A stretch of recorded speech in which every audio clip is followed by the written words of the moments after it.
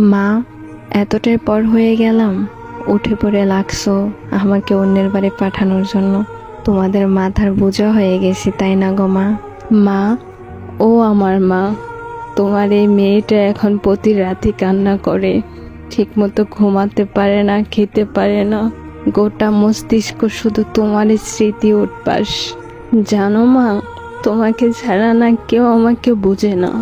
বলা না বলা চোখের ভাষা তুমি ছাড়া কেউ বোঝে না।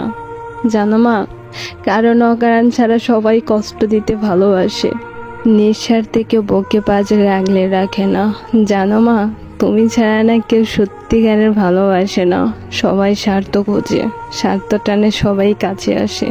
জানো মা, আমি তো ভালো তখনই ছিলাম যখন তোমার আঁচলের নিচে ছিলাম। কেন আমাকে এত তাড়াতাড়ি পর করে দিলে? আমি কি এতটা বোঝা হয়ে গেলাম? আমি তো এত বড় হতে চাই নাই, যতটা বড় হলে তোমাদের থেকে এত দূরে থাকতে হবে। মাইরে